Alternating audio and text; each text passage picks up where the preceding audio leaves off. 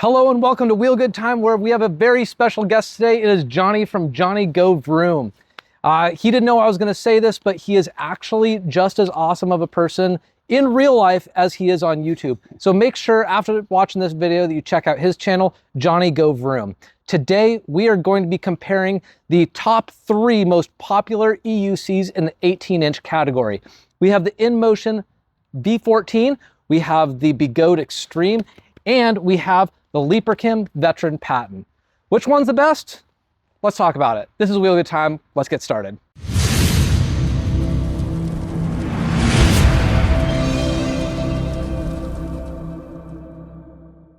So for our very first category, we're just going to be discussing the build quality and durability of all of these wheels. Now, for the V14, I feel like the build quality is absolutely there, but it doesn't seem like it oozes the durability that the Extreme does in a way. And I know we have on the top here, this is made out of plastic, and it just seems like it's not as strong as something, say, that's on the Extreme, but it is a fairly inexpensive piece of kit to replace if you need to replace it. Now, on the Patton, everything is there, it seems to me. The fit and finish is there with the build quality. It is the complete package.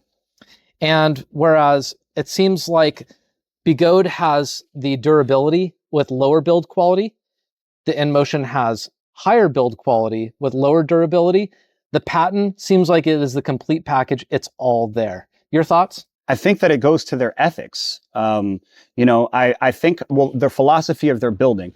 These guys, it is a rock solid, complete and total package, but modifying it and making it yours beyond the complete final iteration that it is very, very difficult to do because they've kind of given you this format. The toe locks are where they are. So, in terms of putting on pads that you may want to be able to put on, it's going to be a little bit harder to put on. But in terms of raw, if we're talking about raw, like durability, like which one of these wheels could I straight out of the factory drive into a wall at 30 miles an hour and like have it standing afterwards?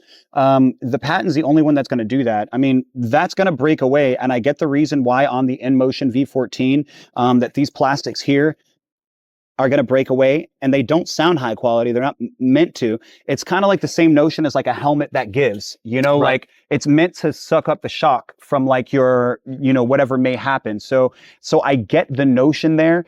So it's like they made give versus they made rock solid versus, in my mind, this is just a very, very solidly built machine. What we're seeing here is not necessarily like the product of a desire to make something that was super duper durable, as much as we're seeing the refinement over the refinement of a product line over several generations. Right. That's kind of how I feel about this. Like we've gotten a much more refined suspension in here. We've gotten a much more refined slider stanchion system in here.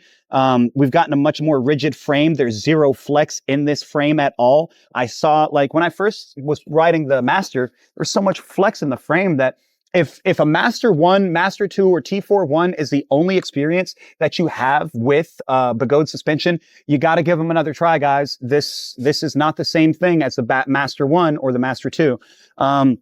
So, but I do have to line up with you. I think you said it nail on the head. Top of the line fit and finish. Durability, not built that way, but if we're answering and checking boxes, durability, not so much in the way that the plastics or the body panels on that are presented. If we're talking in terms of the Inmotion V14, that one definitely super duper durable, and it feels like it's ready to go. Like I said, I mean, it screams to me ease of use. It screams to me ease of use. So anyway, yeah, I have to agree with your conjecture there. Okay. Well, since you were talking about the suspension, that leads us into our very next topic. Which one has the best suspension? Now, with the Inmotion V14, we have a progressive shock, and this thing is a coil shock. It is, frankly, pretty outstanding in terms of its build quality. It's really nice. It's got 85 millimeters of suspension travel. And it does seem to me like it's a bit on the very stiff side. Super stiff, guys. Super stiff. Now I'm rolling with the Extreme here. This is the batch 2 and onward 1,300 pound spring here. This is a linear suspension, and it has 130 millimeters of suspension travel. It utilizes all of that suspension travel, and I personally like it a lot. I feel like the suspension on this is outstanding for trails. Now with the Leaper Cam, here we have on the Patton, I think it's 85 millimeters of suspension travel. And on here, it is a coil and oil stanchion type shock system. That is very, very nice. This is a 62 pound version that we have been using, and it just oozes quality.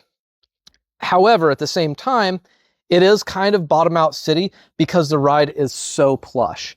It's a dream to ride, but personally, I would be wanting to go with a 66 pound suspension on the Patton, and it doesn't have quite the suspension travel that the Extreme does. So personally, if I were to choose based on the suspension, I would be going with either the Extreme or the Patton. I felt that the Inmotion V14 suspension was just a bit too stiff for trails, even on the loosest settings.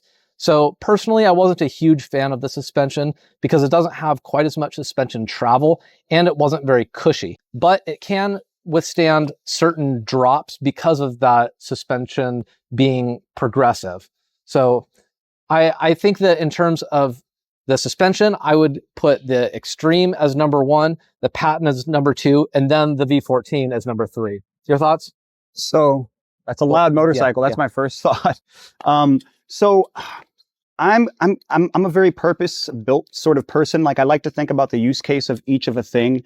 And so I'll go in order of like how I feel about the use case of a thing.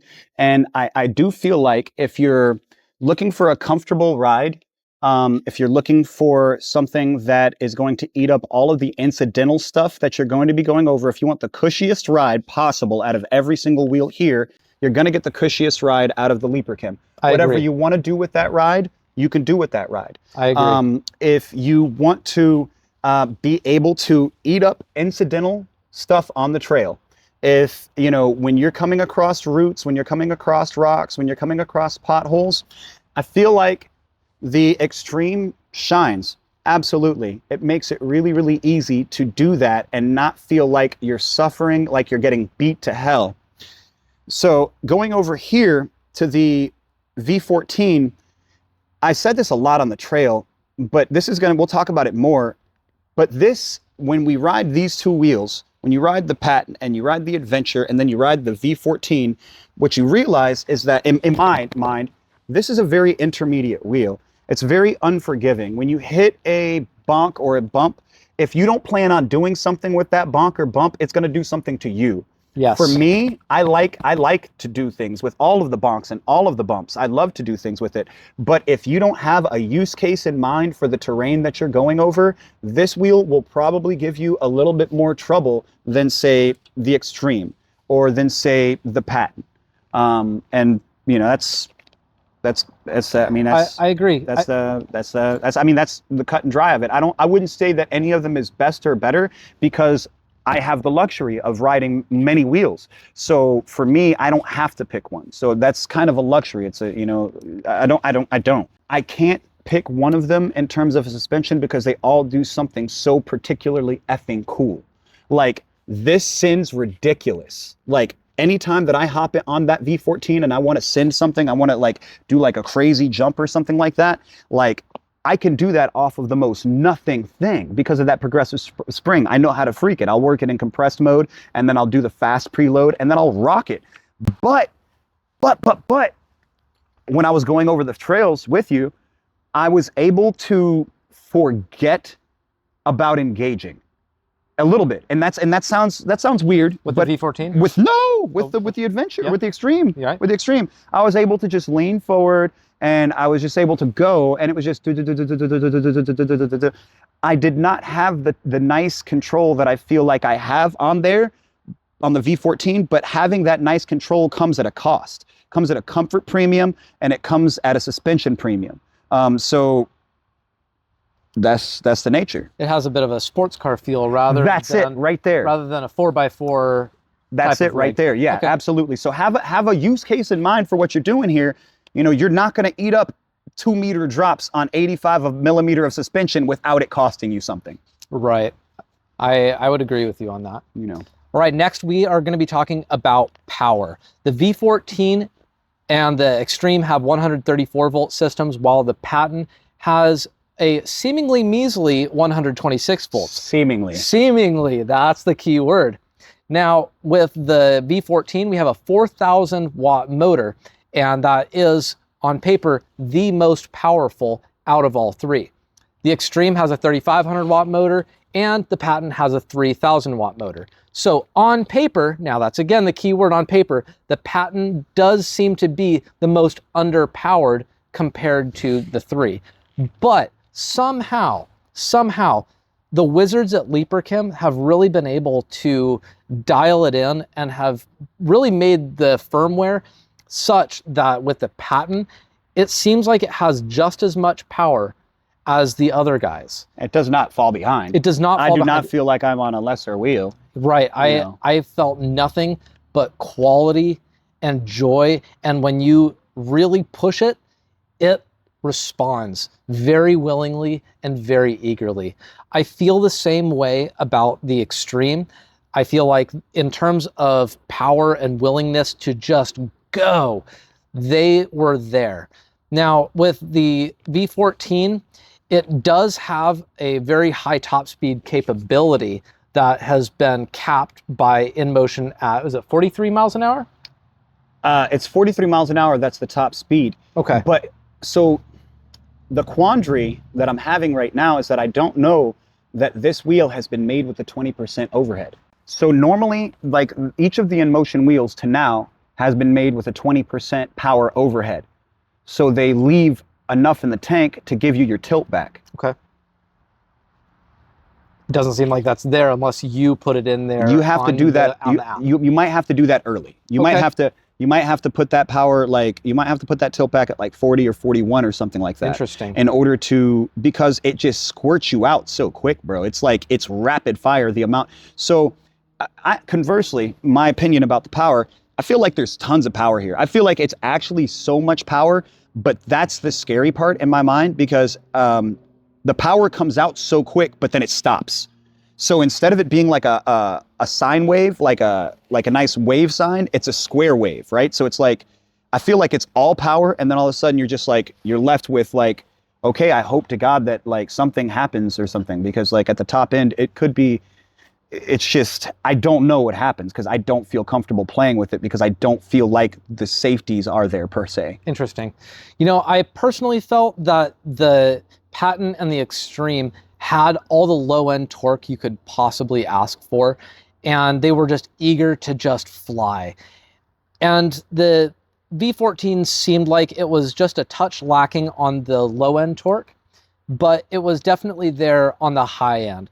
I felt like with the V14, I was very comfortable riding on the street at high speeds, but when you're just trying to go and just hop over, say, a large route, for example, the Extreme and the Patton are more eager to do that, whereas I felt that the V14 was just not quite there.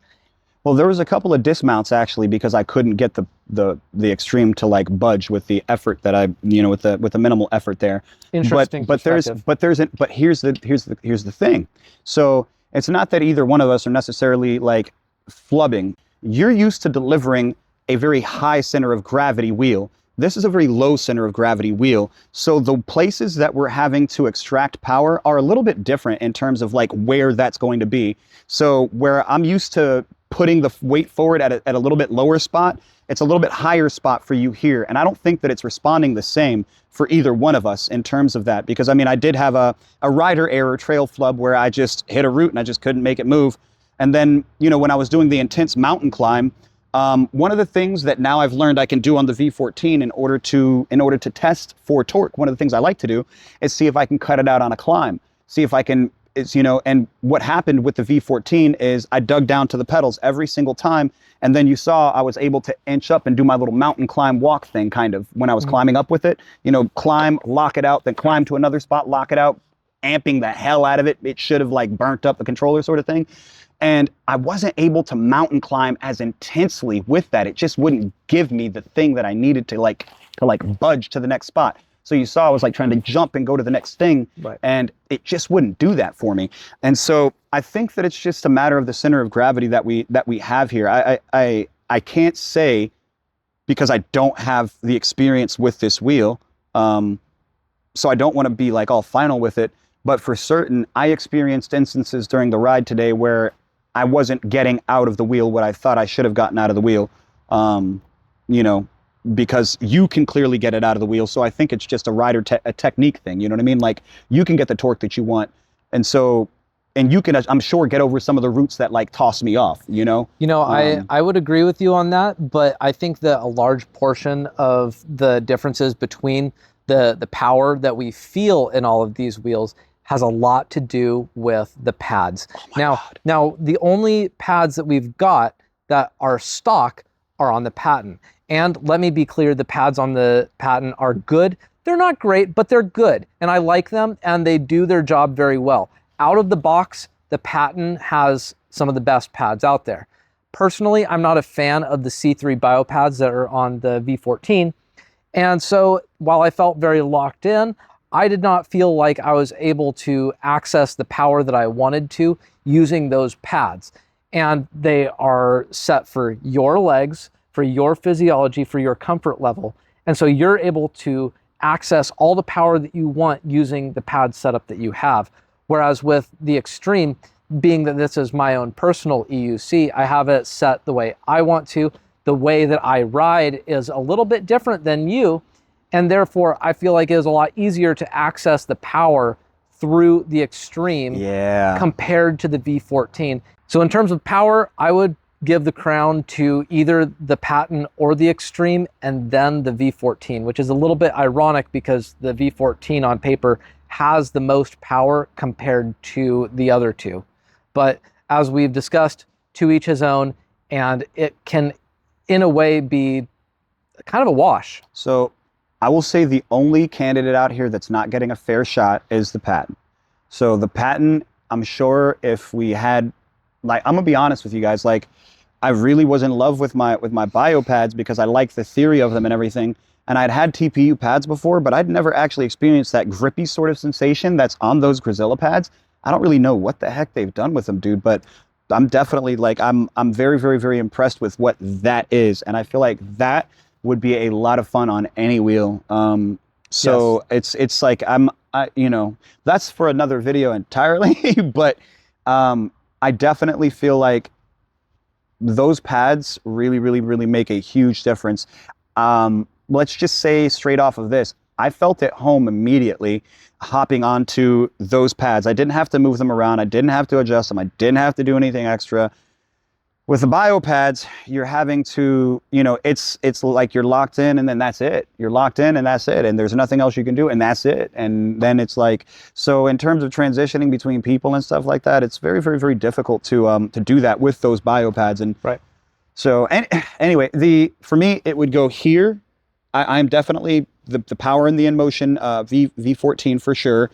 And then I would go Patton, and then I would go Extreme.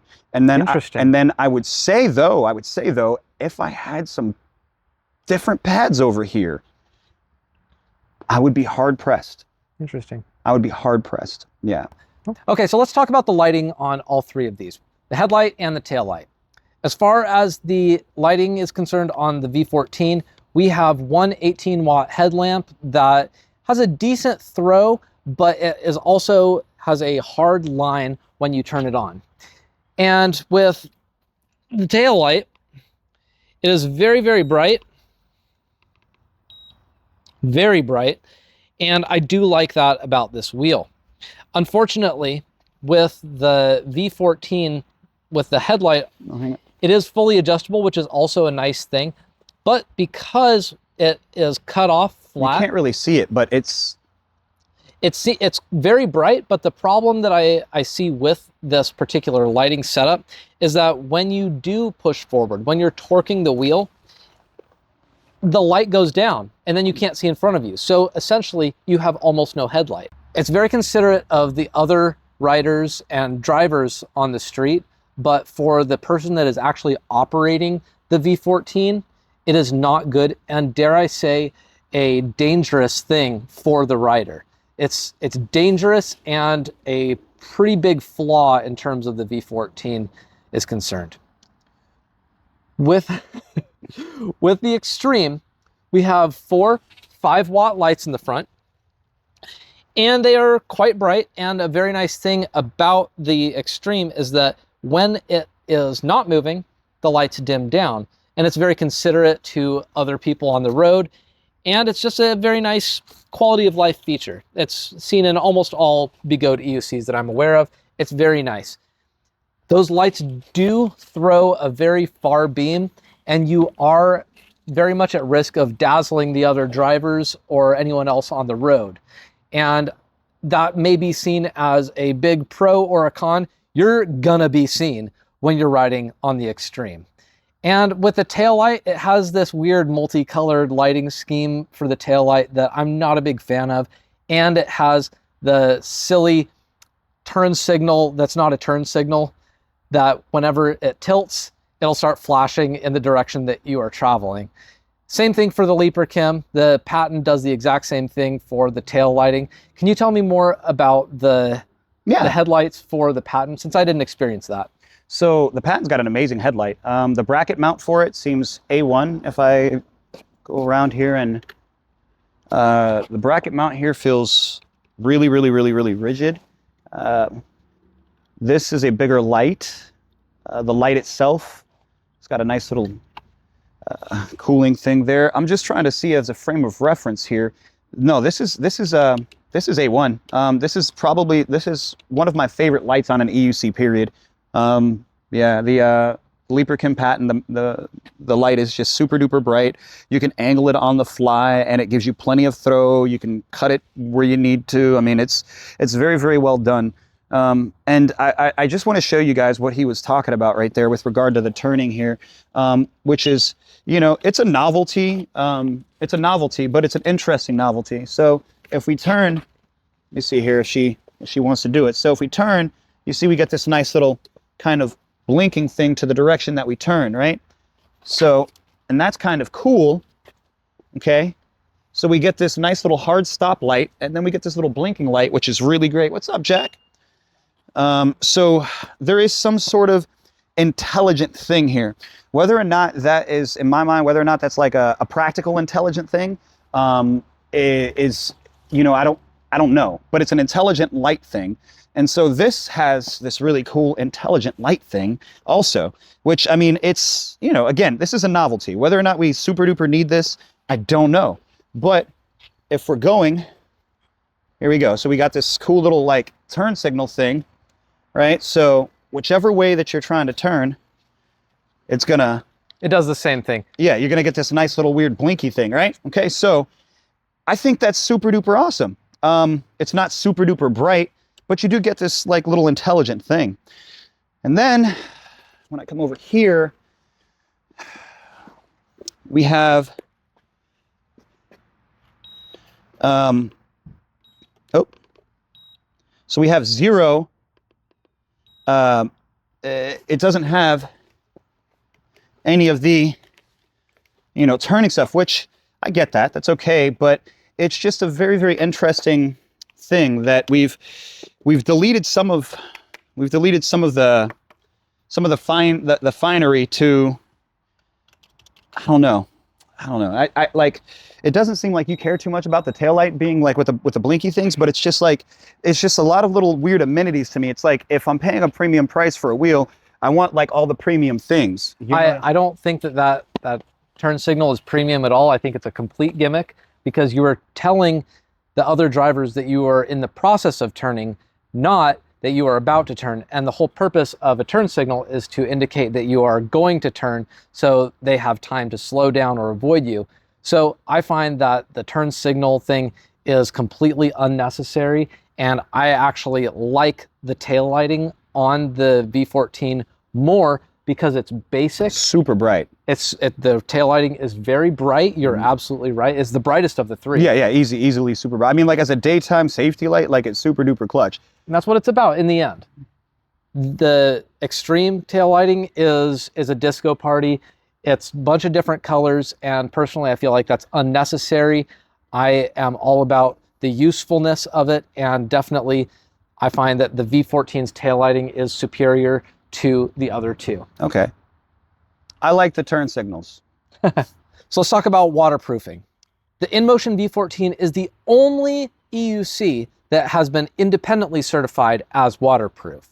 The Begode Extreme, they said that they've put in their own waterproofing, and frankly, it has the same waterproofing as the EX30 on the motor is concerned. Let's call that water resistant, not waterproof. With the controller, if you pull it apart, it has outstanding gaskets that really seal it in very, very, very well. So although the Extreme, the controller section, none of it is independently IP rated.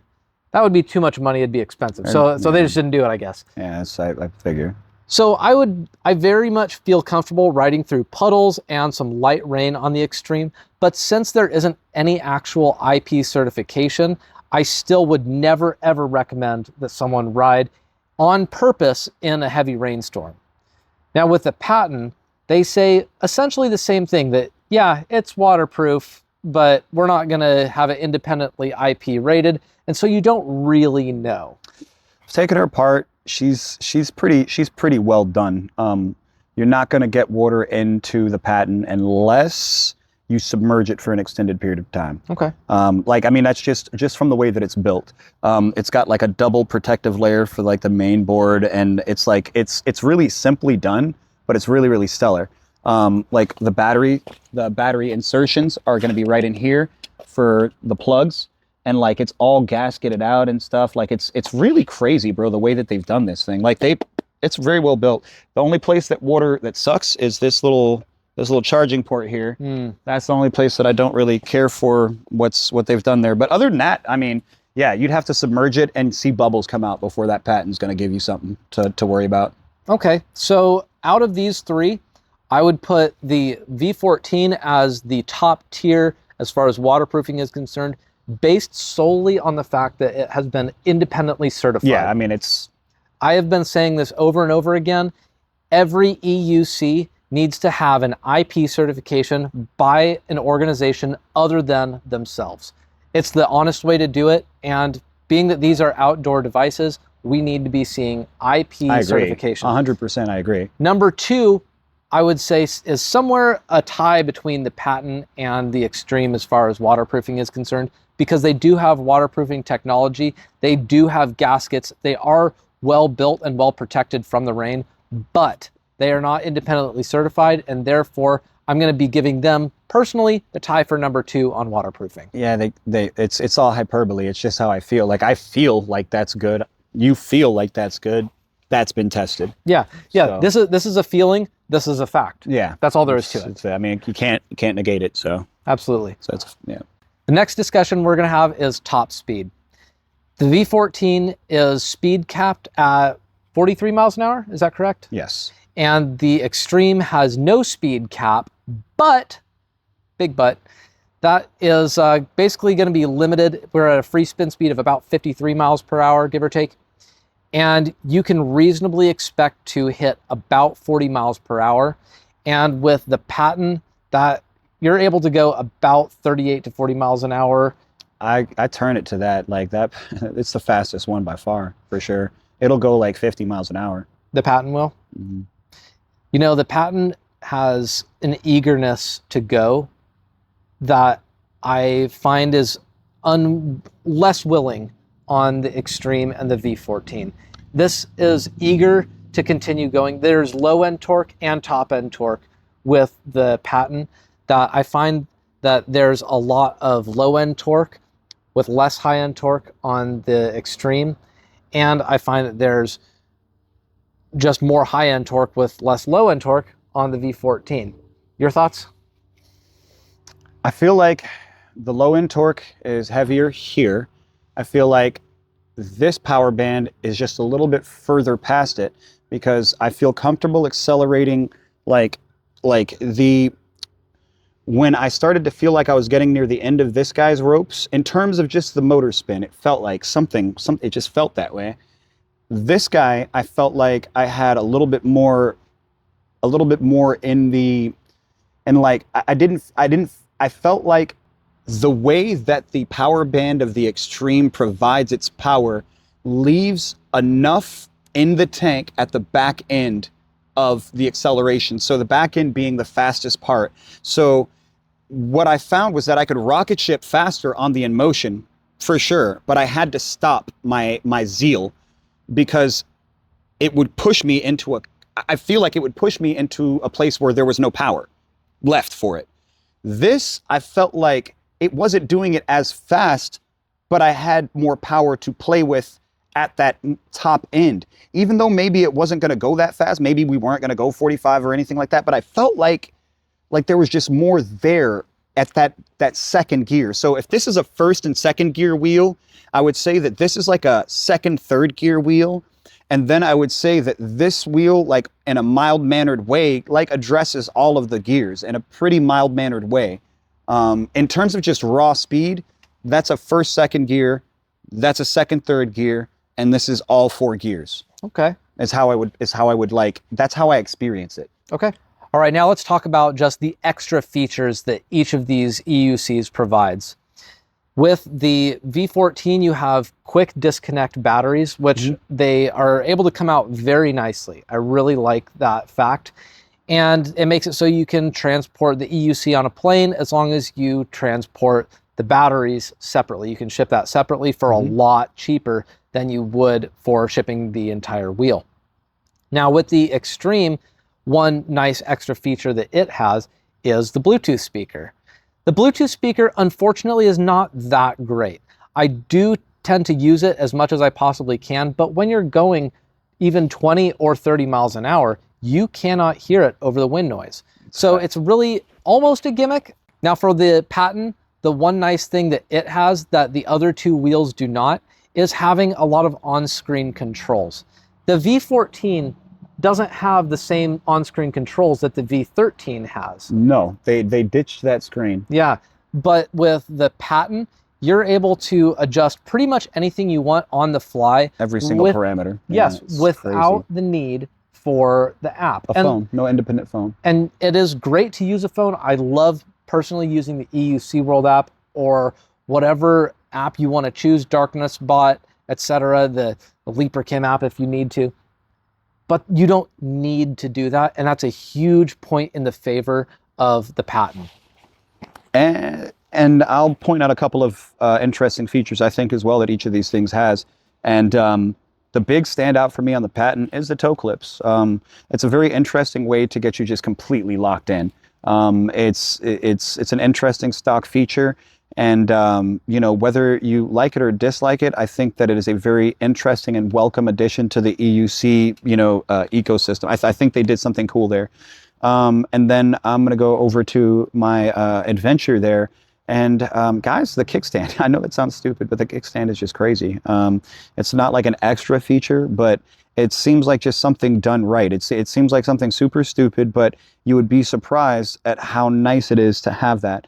And then the other cool little feature is the double-tiered trolley handle. So the trolley handle locks out for a short person, and the trolley handle locks out for a tall person. That's pretty cool to me. It's a weird quality of life thing. It's stupid. It's a nothing, but it's freaking cool. And what I think is really, really unique and special about the Adventure, the standout thing that, or not the Adventure, the Extreme, that nobody else has done, that like really makes this a very standout wheel, is that they did put that the 130 millimeter suspension in there, and there's no getting around what that feels like on a trail. I mean, you know, you have a spring that you're playing with the entire time that you can finesse up or down, and none of it feels like it's going to bottom out. And so while suspension is a feature on all of these, I think that the way that they've given you 130 millimeters on there, you know, that's a luxury in a 16-inch wheel, and you definitely feel that. So it's like, you know, we'll talk about like, you know, our favorite wheels here in just a little bit, but I mean, in terms of being able to have a leisurely trail ride, that guy right there is just going to make it super easy. I agree. And you're absolutely right about the toe locks on the Patton. And that's also the case on the Lynx that's out nowadays as well. The one absolutely wonderful thing about these is that they are so durable. And you can put your pedals right up against it and lean it on its side. And you can completely bring the pedals up all the way to their top locked position. Whereas with other EUCs, it does not go all the way up because it touches the toe part of your wheel. And if you want to really get your foot locked in, you need to bring your pad further down. And so they really did an outstanding thing with the Patton because it's such a fantastic feature, being able to actually bring your pedals up all the way and lay your wheel on its side and be able to lock in your foot. The stock pads that you get from e-wheels with the Adventure, those pads are very similar to this right here, but that toe lock is pretty cool, man. That toe lock is pretty cool. Let's talk about the mud guard. Now, this is a fairly insignificant thing, but it is worth talking about. With the Extreme, the mud guard is fairly narrow and it's not very long. And unfortunately, your butt is going to get wet if you use the stock mud guard on the Extreme. With the Inmotion V14, it is long and wide. And while I have not experienced any getting my butt wet, getting splashed, I have full confidence that it is pretty good. It doesn't, yeah, I don't get nothing. The same thing is the case on the Patton. Yes, it Lord. Is very, very long. Yes, it Lord. Is very wide, and it is very high quality. They did that thing, bro. So if you are going to be getting the Extreme, I highly recommend that you get a mud guard that is 3D printed, that is a lot wider. Do something to fix this, or just don't ride in the rain. There you go. One thing that I will say ever since the Challenger that I noticed on Inmotion is that Inmotion, people tell me, they say constantly, Inmotion has horrible battery life, or they have horrible range, whatever. But I never see this thing sag. Sagging determined by, if we're calling sagging, we'll define it. When I ride the wheel, I see the batteries go down, and then the batteries refresh themselves when I slow down.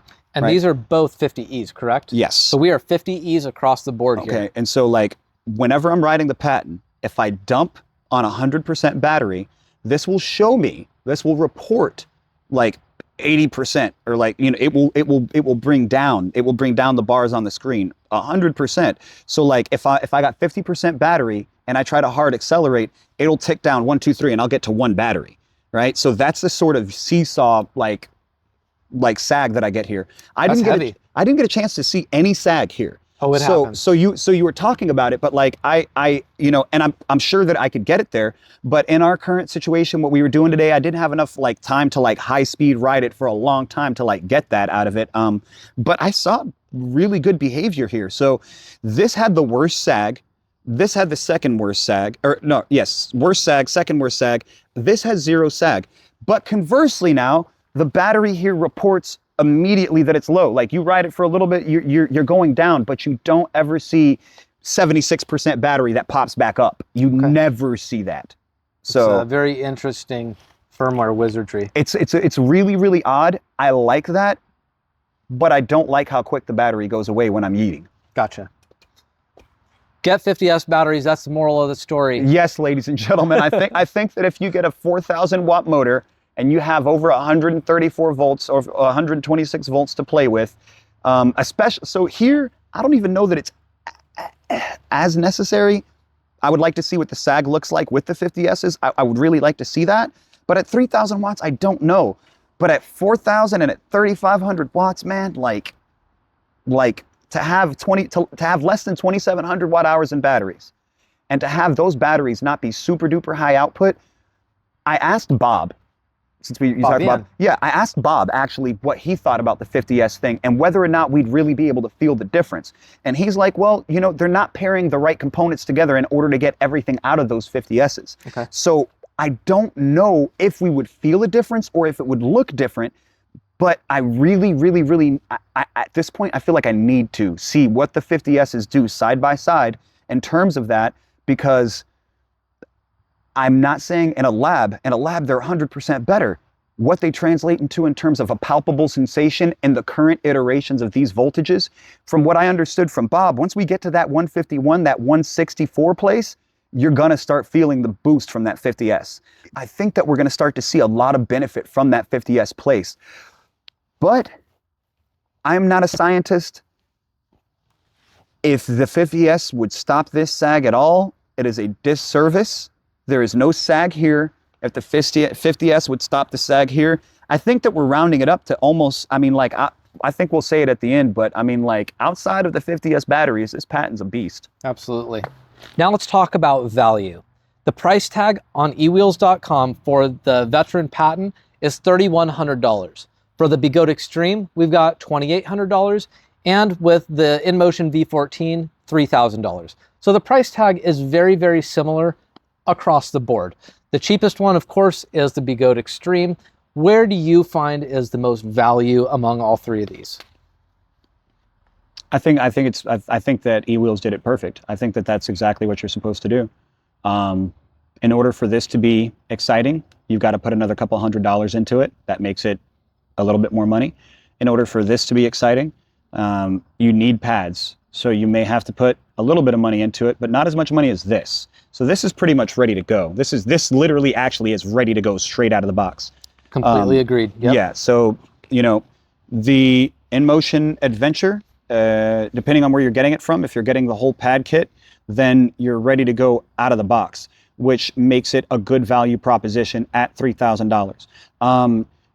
Honestly, this is a good value proposition up to $3,200. That's a good value proposition with the build components, with the things that they have on here. I think that's a good value proposition up to $3,100, $3,000. And I think that given the fact that the parts have been in circulation for so long with regard to the Extreme, I think that they should be pricing it a little bit more aggressively. Because we're seeing a lot, like, this is kind of an amalgamation of a lot of parts that have kind of been there and then a couple of updates to tweak some things. So I think that the price should be a little bit cheaper here. I would be happier at $2,600 in order to provide the same exact value proposition for everybody. Just because the Grazilla kit, it puts it a little bit pricier. And if you're going to do something with the suspension spring, it's going to make it a little bit pricier. So it's hard for me to give this a value proposition at $2,800 because you're going to have to spend more than both of these wheels in order to get this to where both of these wheels come out of the box. So that's my only thing. So I guess as it stands, the way that I feel is each of them is great for a different sort of rider on whatever you're doing. But the value proposition, in order for it to be ready for that rider, you're going to have to spend some money. So I think that all three of these are pretty appropriately priced. So for the value proposition, personally, I would not pay a penny over $3,000 for the V14. I feel like the Extreme is appropriately priced. It is lower priced than its competitors. With the Extreme, once you take off the stock pads, which are no good, you are left with just the battery boxes to mount your pads on, which is not a very good scenario. So you need something to add on there. You're right, you need to add a little bit more money on the Extreme to make it perform as well as its competitors. To bring it up to just to bring it up to the baseline, like it's not even near the baseline out of the box. The 50E should not be more than $2,500. I will give you $2,800 on the 50S, but the 50E in this should not be more than $25,000. But that's my opinion. That's my opinion. I think that with the Patton, it is priced appropriately as well. Yeah. It's already the most expensive, but it's also it's just the complete package. It's all there. It has all the power. It is ready to go out of the box, which is exactly how they intended it to be designed. It is very, very good without any need for tweaking. Nope. The Extreme is the tinkerer's dream. It is a paradise for someone who wants to pay a bit less at the beginning and then they can tinker and they can play with it and they can alter this, that, and the other thing to make it truly their own. So I would say that all these are priced fairly appropriately where they're at. I disagree just a little bit on this one, because that's just the 50E 25. I'll give you 20. I'll give you 28 for the 50S. Every one of these EUCs should be made with 50S batteries because the voltage sag does happen, especially on the Extreme.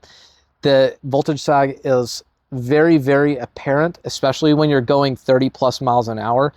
It is going to be sagging a lot. All right, final thoughts on this. Among all three of these, which one would you choose if money is no object? One EUC is the only one you get to choose. Okay, so it's gonna be it's not because I've been riding Inmotion forever, but it will be this. However, I don't think that that's what everybody should do. It sounds funny, but I don't think that everybody should do this, because this is, if you have not been riding wheels for a little while, this is a little bit low. There's some funniness to being able to exact the power out of it, which I've seen from a couple different people. There's a couple of things, like the suspension being super duper hard.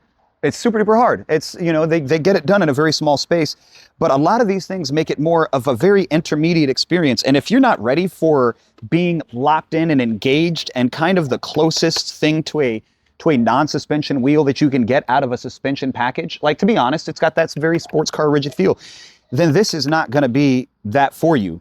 I love this to death because I can get the angles and the turns, and I can do all of the crazy things that I like to do in skate parks because of the way that the body weight is positioned. But that's not what everybody should do. If you're an intermediate to advanced rider, I would say here. If you're a beginner rider looking to rock out on trails, if you were looking to just get the most out of trails and you're a beginner person and you just want to have fun and not worry about just all the muss and fuss that comes with riding technical trails, you don't want to worry about the potholes, the dips, and all the stuff, this is just going to be so good. You're going to get through the trails real easy on the Extreme. It's just going to feel good. It's top heavy, okay? So you're not going to be doing a lot of leaning in the turns, right? This, I lean in turns a lot. This, I find myself doing the hang over the edge technique, but that's okay. This is really good for the trails. And if you're a beginner person looking to get into beginner trail, or looking to get into trails at any level, this is going to be a really good wheel for you. I wouldn't have thought before today that this would have been the best wheel for a beginner jumper, but at the 66 pounds, I was able to just coach you into just let the wheel do it for you. Like, just let it do it for you. And you just did it. And we saw that happen easily. And when I went to do it after you and use the same effort that I used to try to jump here, I went way too far. So I was like, oh, shoot. So I think that they all certainly have their place.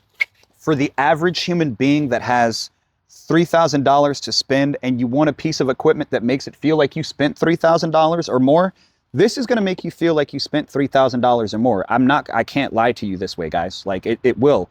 This one oozes quality. You will feel like I spent my $3,000 100% here. Okay.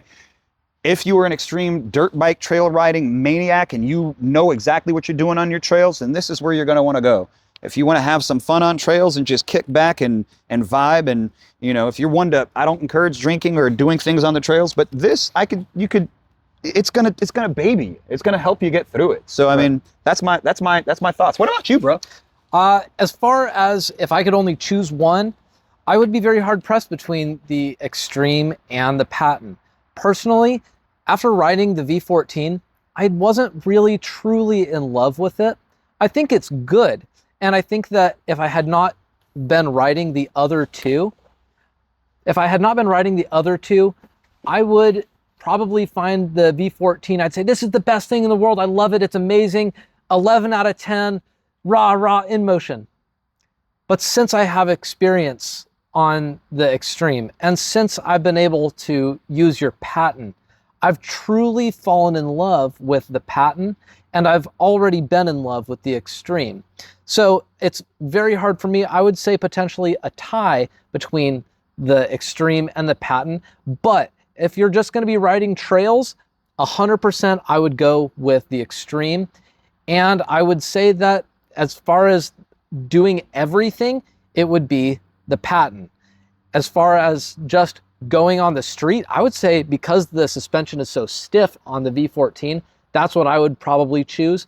But being that these are, in general, purpose-built trail wheels, I would put this as the Trail King, personally.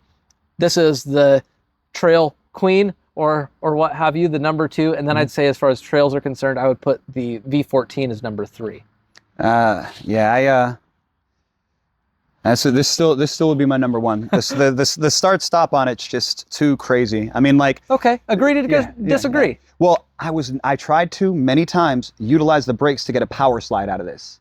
I never can. Okay. I could get it a couple times.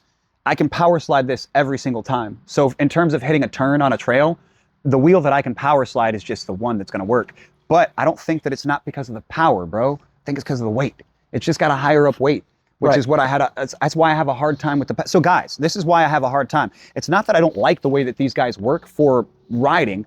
It's just that if you get a chance to lean a V14, you can come back up from here. Like the give point isn't about until, hang on, right there. That's where it gets real heavy. Right? I concur with all of that. You're right about that. I still would go with these two, personally, given the choice, but you're right about that. You're 100% correct. Yeah. So anyway, guys, we've been out here all day long, and I gotta make dinner for my beautiful person, and we got life to do. We got life, guys. If you haven't already, please like this video, subscribe to the channel, and of course, check out Johnny Go Vroom on YouTube. He is an outstanding rider, and he makes some really awesome videos. And if you're in the market for a brand new EUC, make sure you check out the video description below, and you can probably get yourself a pretty good deal on an EUC, and it helps support the channel directly. Thanks for joining me, and I'll see you next time. Whoa! You didn't actually think that I was just going to end that video without discussing the big updates around the V14, did you? So there were some people that were giving the V14 some negative-ish reviews for the very first batch. There was a hall sensor issue with one of the pre-release ones. I wasn't super impressed with the amount of torque on the V14 when I tested it. And worst of all, for me, I found that the suspension was just way too stiff. Fortunately, Inmotion has responded, and from here on out, it is basically nothing but good news. So I think that, bottom line up front, the V14 has the potential to be possibly the very best EUC out of the 3 that we're comparing. Here's why. From batch 2 onward, they're optimizing the maximum speed for when the V14 is at a lower battery state. Number 2, they are improving the fault tolerance for intermittent hall sensor signal issues. Number 3, and this is a big one, they are enhancing soft mode for increased torque. That is absolutely huge, and for me, I just found that the soft mode wasn't really there with the V14 when I got to try it, but I'm so glad to see that they're going to be making it so much better with a firmware update. Next, they're going to be increasing the range on it by tweaking the electromagnetic field for the high-end speeds. This is because there were some people that were early on reporting not the greatest of range because this wheel is a thirsty wheel. So increased range with a firmware update is a huge thumbs up. Another huge thing is that they're making a suspension version that is a softer suspension. I know I probably look really lightweight, but I'm actually not. And I even found that the V14 was just way too stiff, and I would strongly prefer a suspension that is a lot softer than the one that came out of the box. Or on the other hand, you could just go to the aftermarket and pick out whatever suspension that you want and completely ignore this option altogether. Lastly, Inmotion is finishing up the process for UL 2849 certification. This is a humongous thing that is fantastic for not just battery safety, but also it's a really expensive process, but it really underscores the legitimacy of the V14 compared to, say, some of the other manufacturers that haven't invested this type of money or this kind of resources and time into such a thing, because it's a pretty long process that costs them a lot of money. Now that we got all that out of the way, let me reiterate that the V14 now, with all of these big updates, from batch 2 onward has the potential to be quite possibly the best EUC out of the bunch. The one and only thing that I think is a fundamental flaw that you just can't get past with the V14 is that it just doesn't have the amount of suspension travel that the Extreme has. And so as far as trails are concerned, the V14 still doesn't measure up to the Extreme in that regard. But as far as power is concerned, it very well may take the cake from batch 2 onward. Finally, that's everything. Thanks for joining me, and I'll see you next time. Roll the outro for real this time.